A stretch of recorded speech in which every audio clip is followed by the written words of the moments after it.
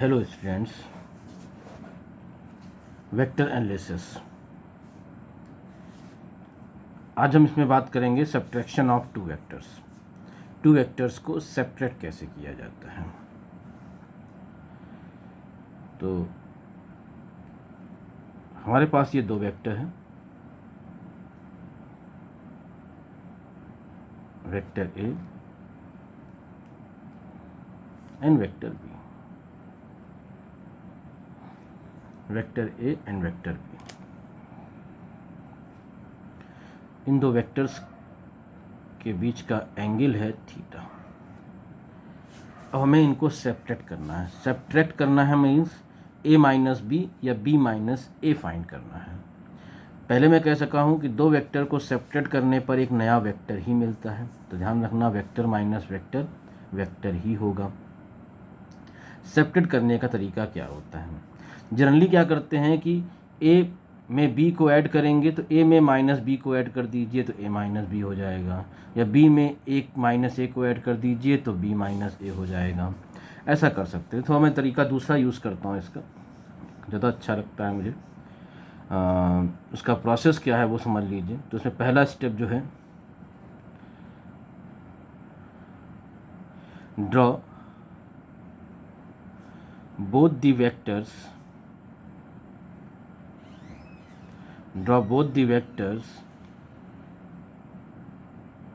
co-initially। पहला स्टेप हमारा होगा ड्रॉ बोथ द वेक्टर्स को-इनिशियली, दोनों वेक्टर को को-इनिशियली ड्रॉ कर लीजिए। एंड सेकेंड स्टेप होगा draw a new vector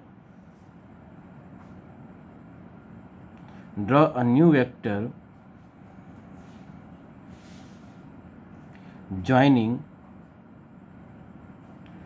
final point of second vector to the final point of first vector। Second step है draw a new vector joining final point of second vector to the final point of first vector.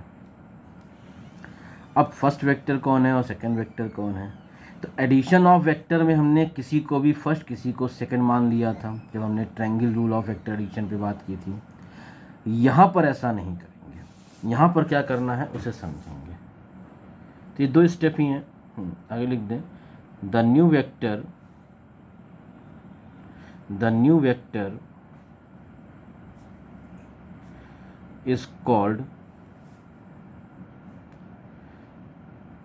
resultant or subtraction vector।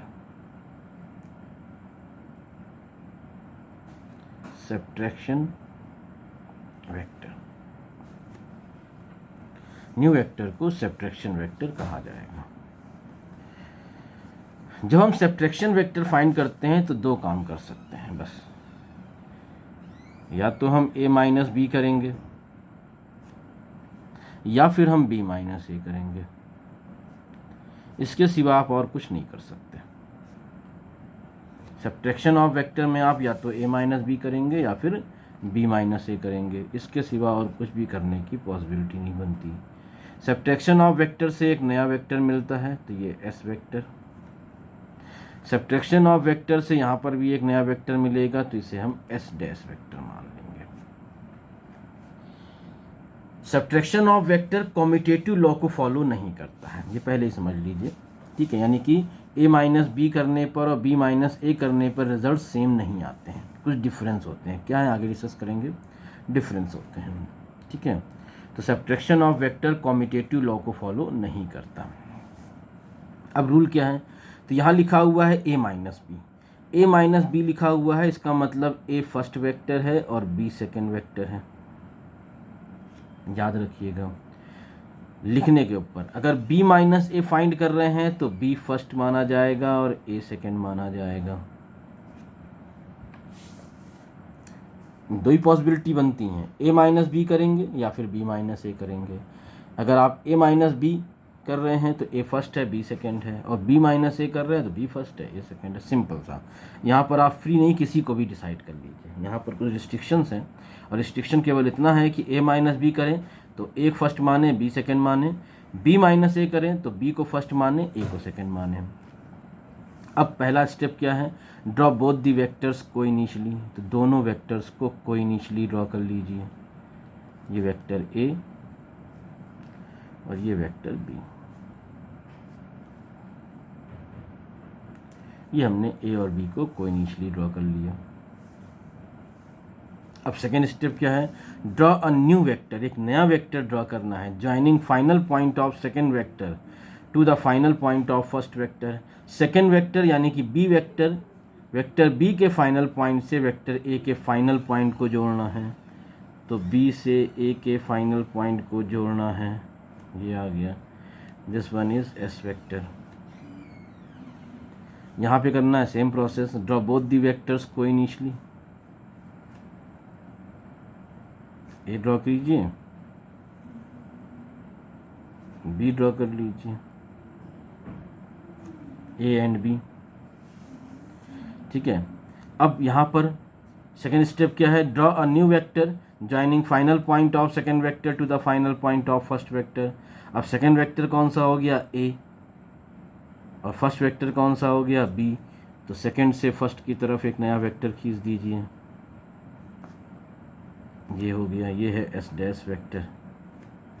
ये S और S dash vector जो होते हैं ये एक दूसरे के अपोजिट वेक्टर होते हैं। पहली बात, ये दोनों, इट मीन्स ये मैग्नीट्यूड में इक्वल होंगे और डायरेक्शन में अपोजिट होंगे, और इनकी मॉड वैल्यू जो है वो आपस में इक्वल है। अब यहाँ पे फॉर्मूला हो सकता है, लेकिन मैं फॉर्मूला नहीं बताऊँगा आपको। मैं आपसे सजेस्ट करूँगा कि यू शुड यूज़ ज्योमेट्री। आप ज्योमेट्री का इस्तेमाल ज़्यादा करेंगे तो ज़्यादा अच्छे समझ पाएंगे सब्ट्रैक्शन ऑफ वेक्टर को। ज्योमेट्री में अगर देखिए, बनना हमेशा ट्रायंगल ही है। ट्रायंगल बनेगा तो ट्रायंगल की ज्योमेट्री आपको आनी चाहिए। ट्रायंगल जैसे इक्विलैटरल ट्रायंगल की ज्योमेट्री है, इक्विलैटरल के बारे में इंफॉर्मेशन आपके पास है। राइट एंगल ट्रायंगल है तो साइन कॉस टैन के बारे में इंफॉर्मेशन है, और अगर अदर एंगल है तो कोसाइन रूल का इस्तेमाल कर सकते हैं, जो हमने मैथमेटिकल टूल्स में ऑलरेडी डिस्कस किया हुआ है।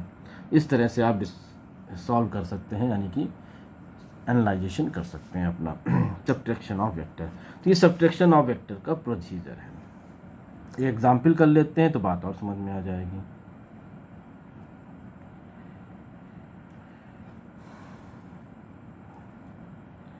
A car is moving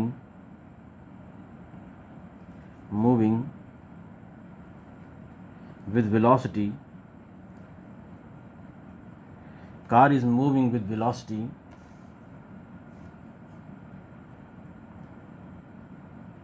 20 meter per second towards north. It takes right turn. It takes right turn. It takes right turn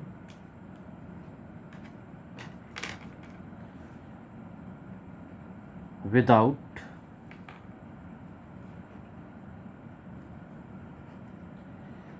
changing its speed. Without changing its speed. Find out change in velocity of the car. Find out change in velocity of the car. ठीक है, एक car north direction में जा रही है 20 metre per second की speed से। It takes right turn without changing its speed. ये राइट टर्न, नॉर्थ में जा रही है, राइट टर्न करेगी यानी ईस्ट में मुड़ जाएगी। नॉर्थ ऐसे चली, राइट टर्न लिया तो ईस्ट में आ गई।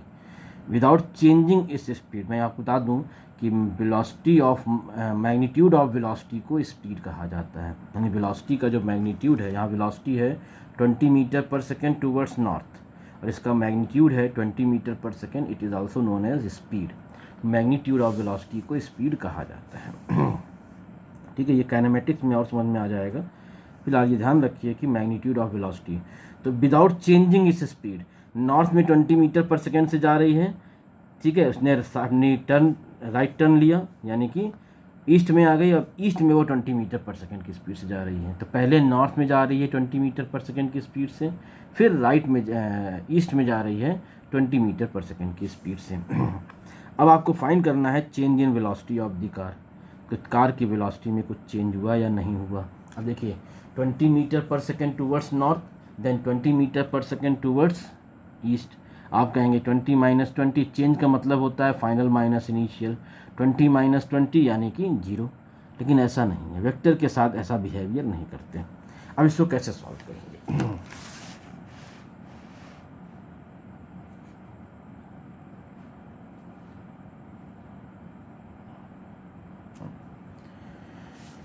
देखिए हमारे पास पहले कार नॉर्थ डायरेक्शन जा रही, फ्रेम आपको याद होगा, ना याद हो तो मैं फिर से बना देता हूँ। पेपर पर जब भी आप डायरेक्शन शो करेंगे तो ईस्ट राइट में रहेगा, वेस्ट लेफ्ट में रहेगा, नॉर्थ ऊपर शो किया जाता है, साउथ नीचे शो किया जाता है। तो एक कार 20 मीटर पर सेकेंड की स्पीड से नॉर्थ में जा रही है, ये हमने एक उसका वेक्टर बना लिया। 20 metre per second length of the vector, direction north, ये देखिए, ठीक है।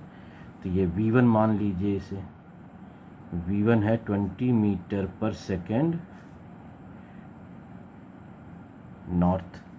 अब कह रहा है it takes right turn without changing it speed, right turn ले लिया विदाउट चेंजिंग इस स्पीड, यानी ईस्ट में जा रही है, राइट टर्न, नॉर्थ से राइट मुड़ेंगे तो क्या करेंगे, ईस्ट चले जाएंगे, तो ईस्ट डायरेक्शन में जा रही है। ठीक है, अब देखिए डायरेक्शन चेंज होगी मतलब वेक्टर चेंज हो गया, तो इसे v2 मान लीजिए विदाउट चेंजिंग इट्स स्पीड, यानी कि मैग्नीट्यूड ऑफ वेलोसिटी वही रहेगा लेकिन डायरेक्शन क्या हो जाएगी, ईस्ट हो जाएगी। तो हमारे पास ये दो वेक्टर आ गए, v1 and v2। v1 and v2 हम सॉल्व कर रहे हैं, इसे सॉल्यूशन प्रोवाइड कर रहे हैं आपको, जो क्वेश्चन हमने यहाँ पे पिकअप किया है, v1 एंड v2। अब change in velocity of the car चाहिए, कार की वेलोसिटी में कितना चेंज हुआ। तो आप ऐसा नहीं कर सकते 20 माइनस, जब कहा जाए चेंज इन स्पीड तो चेंज इन स्पीड 20 माइनस 20 0 कर सकते हैं, बट चेंज इन वेलोसिटी क्या है, तो चेंज इन वेलोसिटी कैसे पता लगाएंगे वो समझेंगे। तो चेंज इन वेलोसिटी, तो हमें क्या करना है, चेंज इन वेलोसिटी चाहिए, यानी हमारा पर्पस है चेंज को डेल्टा v से रिप्रेजेंट किया जाता है। चेंज का मतलब फिजिक्स में होता है फाइनल माइनस इनिशियल, यानी हमें फाइंड करना है v2 माइनस v1 वेक्टर को फाइंड करना है, ये हमारा पर्पस है। v2 माइनस v1 सब्ट्रैक्शन करना है, इसका मतलब v2 क्या बन गया, फर्स्ट वेक्टर, v1 क्या बन गया, सेकेंड वेक्टर, लिखा हुआ देखना होता है, v2 is first vector, v1 is second vector. अब रूल क्या था, रूल ये था ड्रॉ बोथ द वेक्टर्स को इनिशियली, तो दोनों वेक्टर्स को इनिशियली ड्रॉ कर लीजिए, ये v1 वेक्टर और ये v2 वेक्टर, v1 v2, कोई दोनों की लेंथ इक्वल होंगी, लेंथ इक्वल क्यों होंगी, क्योंकि दोनों के मैग्नीट्यूड सेम है। अब चेंज इन वेलोसिटी, तो क्या रूल था, draw a new vector from joining final point two final point, final से फाइनल ज्वाइन करना है, कहाँ से कहाँ तक, v1 से v2, सेकेंड वेक्टर से फर्स्ट वेक्टर की तरफ, तो v1 से v2, ये हमारे पास आ गई डेल्टा v वेक्टर। देखिए इसमें कुछ ना कुछ लेंथ है, लेंथ है, इसका मतलब मैग्नीट्यूड है, इसका मतलब चेंज इन वेलोसिटी ज़ीरो नहीं है, चेंज इन वेलोसिटी कुछ रिजल्ट मिल रहा है, ये आपके पास है। अब चेंज इन वेलोसिटी पता कैसे लगाएं, ठीक है, तो ये कितना है 10 मीटर पर सेकेंड, ये कितना है 10 मीटर पर सेकेंड, तो ये क्या हो जाएगा, पाइथागोरस थ्योरम, ज्योमेट्री का इस्तेमाल ज़्यादा से ज़्यादा करिए, ये 90 का एंगल है तो पाइथागोरस थ्योरम लग सकती है। मॉड वैल्यू ऑफ v को आप डेल्टा v ही मान लीजिए, लेट कर लीजिए, थोड़ा सॉल्व दिखा देते हैं आपको, वरना डायरेक्ट भी कर सकते थे। डेल्टा v को डेल्टा v मान लीजिए, v1 की मॉड वैल्यू को v1 यानी कि 20 मीटर पर सेकेंड, v2 की मॉड वैल्यू को v2 यानी कि 20 मीटर पर सेकेंड। अब पाइथागोरस थ्योरम यूज़ कर लीजिए, तो डेल्टा v क्या हो जाएगा, under root v1 square plus v2 square. v1 की वैल्यू 20, 20 का स्क्वायर 400, v2 की वैल्यू 20, 20 का स्क्वायर यानी कि 400। तो ये आ जाएगा, वैसे कर सकते हैं 20 का स्क्वायर 20 का स्क्वायर 2 इंटू 20 का स्क्वायर, थोड़ा आसान काम करते हैं, ठीक है। तो 400 400 हो जाएगा 800। इसको सॉल्व करेंगे तो ये आ जाएगा 100 का रूट बाहर आएगा 10 और 8 को लिख सकते हैं 2√2 यानी कि 10 इंटू 2√2, ठीक है। तो ये 20√2 मीटर पर सेकेंड। ये चेंज इन वेलोसिटी आपको मिल जाएगी 20√2 मीटर पर सेकेंड। अभी पूरा आंसर नहीं मिला है। This is the magnitude of change in velocity. ये मॉड वैल्यू हमको मिली, देखिए मैग्नीट्यूड। अभी डायरेक्शन के बारे में बात करनी पड़ेगी आपको, डायरेक्शन क्या है, ठीक है। तो डायरेक्शन क्या करना है हमको, कैसे देखना है। तो किसी वेक्टर की अगर डायरेक्शन की बात करनी हो तो उसके इनिशियल पॉइंट पर आप फ्रेम शो कर दीजिए एक बार। तो ये ईस्ट, ये वेस्ट, ये नॉर्थ और ये साउथ, ठीक है। यानी कि ये साउथ ईस्ट डायरेक्शन में है, के प्लेन में है। एंगल चेक कर लीजिए, तो ये कितना एंगल मिलेगा, थीटा। और राइट एंगल ट्रायंगल बन रहा है, तो tan थीटा को क्या लिख सकते हैं आप, क्या लिख सकते हैं tan थीटा को, perpendicular upon base v2 upon v1। v2 की वैल्यू भी 20 है, v1 की वैल्यू भी 20 है। इसका मतलब tan थीटा आ गया 1, और tan थीटा की वैल्यू 1 कब होती है, tan 45 होने पर। इसका मतलब theta is equal to 45 degree. ये 45 degree from south, 45 degree from east, मतलब साउथ ईस्ट डायरेक्शन में आ गया। तो फाइनल आंसर आप कैसे लिखेंगे वेलोसिटी का, ये आ जाएगा 20√2 metre per second south east. This is the complete answer. ये सब्ट्रैक्शन ऑफ वेक्टर के लिए आपको रिजल्ट मिल जाता है। तो सब्ट्रैक्शन ऑफ वेक्टर, ठीक है। सब्ट्रैक्शन ऑफ वेक्टर के बाद हम बात करते हैं रेजोल्यूशन ऑफ अ वेक्टर। अब वेक्टर को ऐड करना आ गया, वेक्टर को सब्ट्रैक्ट करना आ गया, ठीक है। ये सब मैथमेटिक्स, सिर्फ इसके स्टेप्स ध्यान रखिए कैसे हम यूज़ करते हैं इसका। बहुत ज़्यादा ब्रॉड जाने की जरूरत, बहुत डीप जाने की जरूरत नहीं है इसमें, क्योंकि जब इसका यूज़ हम आगे फिजिक्स में करेंगे, काइनेमेटिक्स में करेंगे, डायनामिक्स में करेंगे, तो आपको ये चीज़ें आनी चाहिए उस समय कि क्या हम प्रोसेस यूज़ कर रहे हैं। तो प्रोसेस पे फिलहाल ज़्यादा फोकस करना है। अब आते हैं resolution of a vector. Next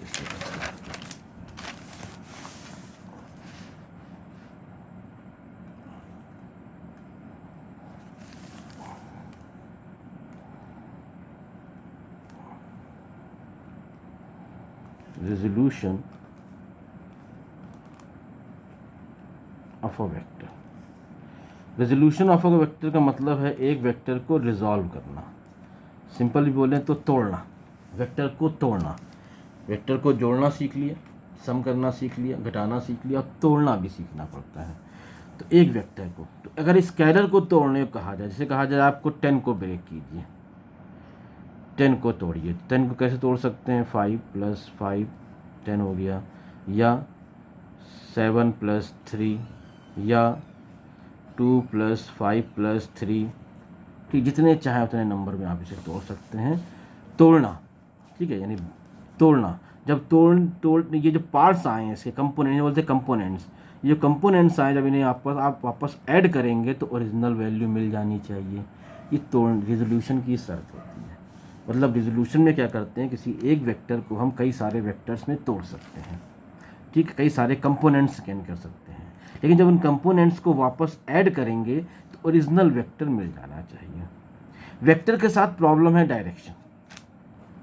यहाँ तो स्केलर था, इजीली ब्रेक कर दिया, लेकिन जब वेक्टर को तोड़ने की बात आती है तो किस तरह से, तो वेक्टर को हम यहाँ पर सीखेंगे एक वेक्टर को 2 म्यूचुअल परपेंडिकुलर डायरेक्शन में किस तरह से रिजॉल्व किया जाता है। एक वेक्टर को टू म्यूचुअली परपेंडिकुलर डायरेक्शन में किस तरह से हम रिजॉल्व कर सकते हैं। तो इसके लिए क्या करते हैं, सबसे पहले तो हम डायरेक्शन तय कर लेते हैं जिस डायरेक्शन में वेक्टर को हमें ब्रेक करना है। ठीक है, तो मान लो हमारे पास डायरेक्शंस जो है ये एक एक्स एक्सिस है और ये दूसरी डायरेक्शन है वाई एक्सिस। तो जिन डायरेक्शंस में हमें ब्रेक करना है उनको एक्स वाई की तरह ट्रीट कर लीजिए। एक्स और वाई हमेशा हॉरिजॉन्टल और वर्टिकल हो, ये इसका शर्त नहीं है, कोई ज़रूरत नहीं है कि एक्स और वाई हमेशा वर्टिकल हो हॉरिजॉन्टल हो, ये किसी भी एंगल पर हो सकती हैं, लेकिन ये दोनों हमेशा आपस में परपेंडिकुलर, एक्स और ये वाई परपेंडिकुलर रहेंगे। ठीक है, अब मान लीजिए वेक्टर ए है जिसे हमें एक्स और वाई डायरेक्शन में रिजॉल्व करना है, जो एक्स वाई प्लेन में है। तो क्या करना होता है, वेक्टर के इनिशियल पॉइंट को आप ओरिजिन के साथ कर दीजिए। Initial point of the vector को कहाँ से ड्रॉ करेंगे, ओरिजिन पे रखिए। ठीक है, और फाइनल पॉइंट से क्या करेंगे, एक्स और वाई एक्सिस पर परपेंडिकुलर्स ड्रॉ कर दीजिए। ओरिजिन ओ हो गया, इसे एम मान लीजिए, और वाई एक्सिस पर परपेंडिकुलर ड्रॉ करेंगे तो ये एन। तो वेक्टर ए मान लीजिए जिसे हमें एक्स और वाई डायरेक्शन में रिजॉल्व करना है, यानी इसके कंपोनेंट्स फाइंड करने हैं एक्स और वाई डायरेक्शन में। एक वेक्टर ए है जिसे mutual directions X and Y में हमें रिजॉल्व करना है। इट मीन्स इसके कंपोनेंट्स हमको फाइंड करने हैं। तरीका क्या है कि वेक्टर के इनिशियल पॉइंट को ओरिजिन के साथ ड्रॉ करिए और फाइनल पॉइंट से एक्स और वाई एक्सिस पर परपेंडिकुलर ड्रॉ कर दीजिए। तो देखिए आपको कुछ पार्ट्स मिलेंगे, ये जो लाइन मिल रही है इसको वेक्टर की फॉर्म में रिप्रेजेंट कर दीजिए। ये ओ एम, ये ओ एम वेक्टर मिल गया। यही वेक्टर ए का एक्स एक्सिस के अलोंग कंपोनेंट है, इसे हम ए सबस्क्रिप्ट लगा देते हैं एक्स, ए एक्स। तो vector A X is the component of vector A along X axis. Similarly O N को क्या करना है, आपको वेक्टर से रिप्रेजेंट कर देना है, and this is A Y. तो vector A Y is the component of vector A along Y axis. तो ए एक्स ए का कंपोनेंट एक्स एक्सिस के अलोंग है, ए वाई ए का कंपोनेंट वाई एक्सिस के अलोंग है। ये दो आपको कंपोनेंट मिल जाते हैं। इसे भी कोई नाम दे दीजिए ओपी, ओपी वेक्टर है। ठीक है, इस एंगल को आप अल्फा एज्यूम कर लीजिए और इस एंगल को बीटा एज्यूम कर लीजिए, अल्फा एंड बीटा। अब कुछ मॉडिफिकेशन, जैसे वेक्टर ए के मैग्नीट्यूड को ए मान कर चलेंगे और ये किसके इक्वल होगा, ओपी के।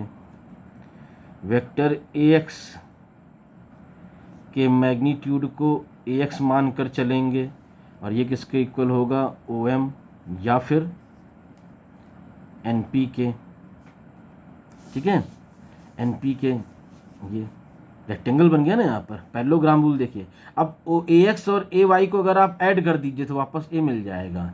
देखिए ए एक्स और ए वाई को इनिशियली ड्रॉ है। ठीक है, पैरेललोग्राम कंप्लीट किया तो रेक्टेंगल बन गया, डायगोनल के cross final vector, resultant vector.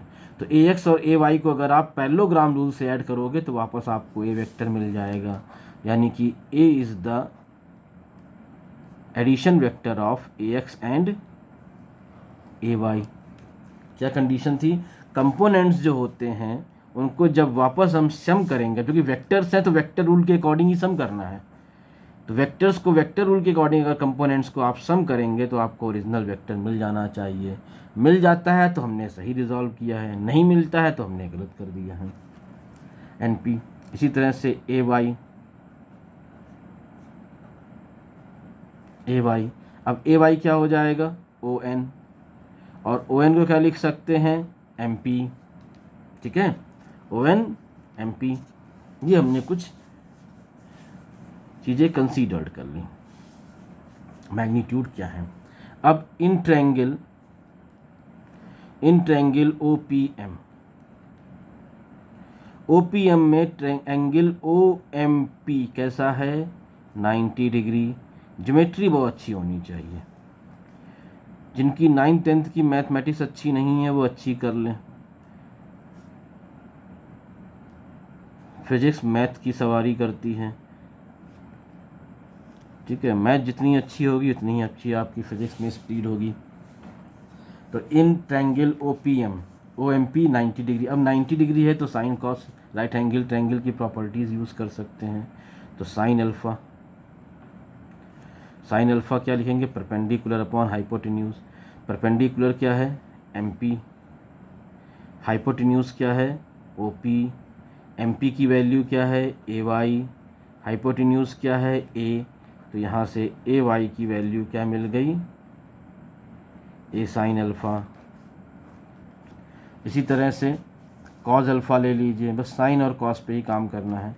Cause alpha base upon hypotenuse यानी O M upon O P, ये क्या हो गया, ए एक्स अपॉन ए, तो ए एक्स मिल जाएगा ए कॉज अल्फ़ा। देखिए अल्फ़ा किसके साथ एंगल है, ए एक्स के साथ एंगल है, जिसके साथ एंगल होगा उसके साथ कॉस का उसमें कॉस का मल्टीप्लिकेशन आएगा, ए कॉस अल्फ़ा। जिधर एंगल नहीं है उधर साइन आ गया, ठीक है। इसी तरह से ट्रायंगल ले लीजिए, in triangle O P N में एंगल ओ एन पी जो है ये 90 डिग्री है। अब फिर आप राइट एंगल ट्रायंगल की प्रॉपर्टी लगा लीजिए, तो साइन अल्फ़ा क्या लिख सकते हैं, सॉरी साइन बीटा यहाँ होगा, sine beta perpendicular upon hypotenuse यानी N P upon O P. N P की वैल्यू, एन पी क्या है, ए एक्स, और ओ पी ए हो गया, तो ए एक्स मिल जाएगा ए साइन बीटा। इसी तरह से कॉस बीटा लिख लीजिए, कॉस बीटा क्या हो जाएगा, इस राइट एंगल ट्रायंगल में base O N upon O P. Basic mathematics मैं फिर बोल रहा हूँ अच्छी होनी चाहिए। ओ एन की वैल्यू क्या है, ए वाई, और ओ पी क्या हो गया, ए, तो ए वाई मिल जाएगा ए कॉस बीटा,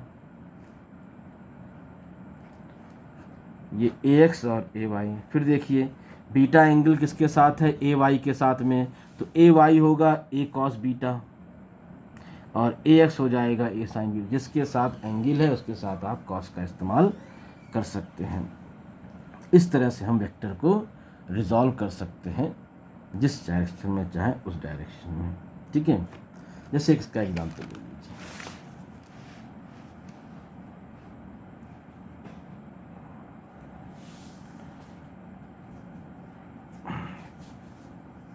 एक फोर्स जो है वो एक्स वाई प्लेन में है,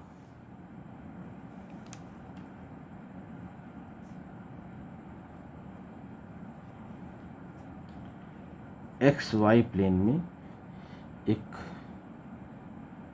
10 न्यूटन का फोर्स जो है, 10 न्यूटन का फोर्स 30 डिग्री के एंगल पर काम कर रहा है। 30 डिग्री एंगल एक्स एक्सिस साथ मेक कर रहा है, ठीक है। Find its X and Y components, इसके एक्स और वाई कंपोनेंट्स फाइंड करने हैं, ठीक है। एक 10 न्यूटन का फोर्स एक पार्टिकल पे काम कर रहा है, a force of 10 Newton acts on a particle making angle 30 degree, ठीक है। क्वेश्चन लिख दूं तो क्वेश्चन लिख देता हूँ, a force of 10 Newton is acting on a particle in xy plane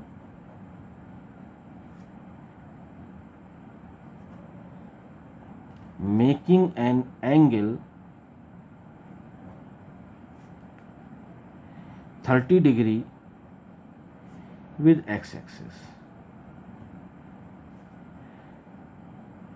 Find its components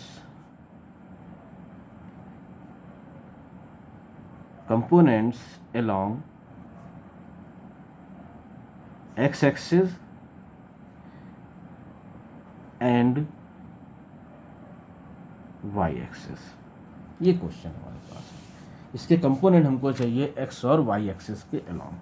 कुछ नहीं करना है, 10 न्यूटन x एक्सिस के अलॉन्ग चाहिए कंपोनेंट, तो F X is equal to 10 cos 30 जिधर एंगल है, एक्स एंगल है, एफ कॉस 30। कॉस 30 की वैल्यू क्या होती है, √3/2। 10 इंटू √3/2 कैंसिल करेंगे तो ये 5√3 न्यूटन आ जाएगा। एफ वाई चाहिए, ठीक है, तो 10 sin 30, ठीक है, sin 30 की वैल्यू क्या होती है, 1/2। 1/2 क्या हो जाएगा, 5 न्यूटन। ये आंसर आ गया। तो एक्स और वाई के कंपोनेंट 10 न्यूटन फोर्स से कंपोनेंट एक्स और वाई एक्सिस के लॉन्ग कितने होंगे, 5√3। एंड मतलब इस फोर्स का जो एक्स एक्सिस के लॉन्ग जो इसका इफेक्ट है वो होगा 5√3 न्यूटन, और वाई एक्सिस के लॉन्ग जो इसका इफेक्ट है वो होगा 5 न्यूटन। यानी वाई कहा जाए कि ये फोर्स जो हमने लगाया है ये वाई डायरेक्शन में कितना काम कर रहा है, तो वाई डायरेक्शन में केवल 5 न्यूटन वर्क कर रहा है, और एक्स डायरेक्शन में 5√3 न्यूटन का फोर्स एक्ट करता है। ये रिजोल्यूशन ऑफ वेक्टर है, ठीक है। पहले आप इसका स्क्रीनशॉट ले लीजिए। आज का वीडियो हम यहीं रोकेंगे।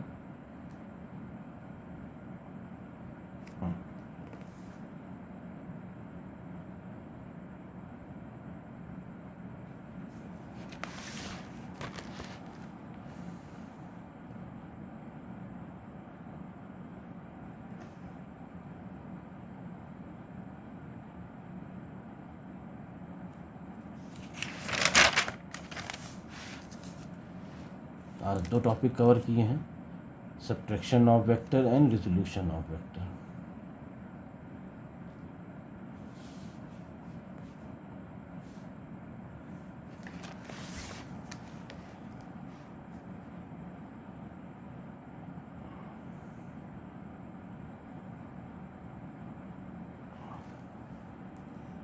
आज का वीडियो यहीं तक।